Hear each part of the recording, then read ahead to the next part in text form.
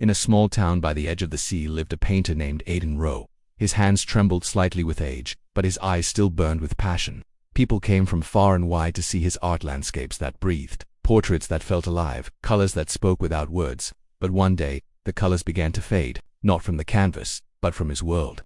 It started slowly, shadows lingering longer, light turning dim. Doctors called it a rare condition, something no brush could fix. Within months, the man who saw beauty in everything could see nothing at all. The world that once glowed with color became a silent blur of darkness. The townspeople whispered, "How can a painter live without sight?" Days turned into weeks. His studio gathered dust. His brushes lay cold. Aidan sat by the window each morning, feeling the warmth of light he could no longer see. He whispered, "If my eyes are closed forever, what's the use of painting?" But one evening, as he touched the dry bristles of a brush, a small voice from deep inside sighed, "And maybe you were never painting what you saw, but what you felt." That night, under the faint sound of ocean waves, Aidan decided to paint again blind. He arranged his paints by texture, scent, and memory. He remembered how crimson smelled faintly of iron, how blue felt cool under the fingers, how white made no sound when spread on canvas. He began to move his brush, slowly, guided not by sight, but by the rhythm of his heart. Neighbors who passed by his window heard soft humming, the sound of a man rediscovering the world inside himself. When he finally displayed his first painting, the crowd gasped, not because it was ugly, but because it was blank. No colors, no forms, just emptiness. People whispered, "He's lost his mind. Blindness has stolen his art." But Aidan just smiled and said quietly, "Look closer. Maybe you're looking with the wrong eyes." A week later, a young musician named Clara came to visit him. She had heard stories of the mad blind painter. "Why do you still paint if you can't see?" she asked. Aidan turned his face toward her voice and replied, "Because sight was only the first layer of my art. Now I paint what lies beyond it." He handed her one of his blank canvases. "Hang this where the sunlight touches," he said.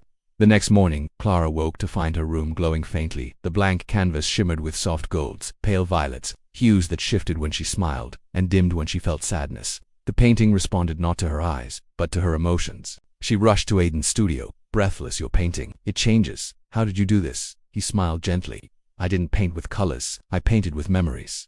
Word spread quickly. People brought Aidan blank canvases to feel his touch, his presence, his energy. Each one came to life in its own way. Some glowed with warmth, some cooled like evening air. No two were the same. Each reflected the heart of the person who looked at it.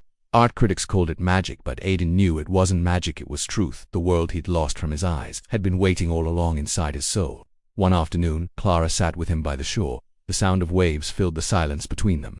"Do you ever wish you could see again?" she asked. Aidan thought for a long moment. "I used to," he said. "But if sight returned, I might lose what I've found." He lifted his hands to the sunlight he couldn't see and added softly, "When you lose one sense, the heart sharpens the others. I may be blind, but now I see more than ever before." As years passed, Aidan's health faded, but his art lived stronger than ever.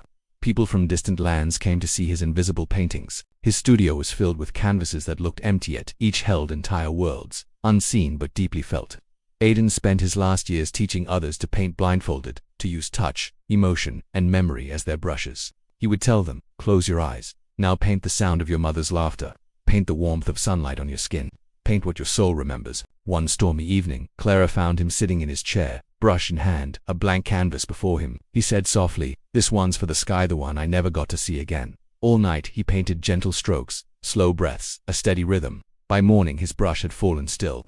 Aidan Rowe had painted his last masterpiece, and passed away with a smile. At his funeral, the townspeople gathered in his studio. The walls were covered with blank canvases, silent and pale. But when the morning sun rose through the window, the entire room began to glow. Every canvas shimmered with color golds, blues, purples, and soft light that seemed alive. It was as if the walls themselves were breathing. And for the first time, everyone saw the beauty Aidan had painted all along. Not with sight, but with soul. Years later, the gallery where his paintings hung became known as the Museum of Invisible Colors. People visited not to see art, but to feel it. Clara, now old and gray, would often walk through the gallery and smile. Children would ask, "How did he make colors that don't exist?" She would answer softly, "He didn't show us color. He reminded us how to see." The world will always chase what it conceives the visible, the obvious, the certain, but sometimes, the most beautiful things live in silence, in feeling, in faith. Aidan Rowe never saw his final paintings, but the world did, because what's unseen can be the most beautiful of all. Thank you for watching. If this story touched your heart, consider subscribing for more tales that explore the unseen beauty in our world.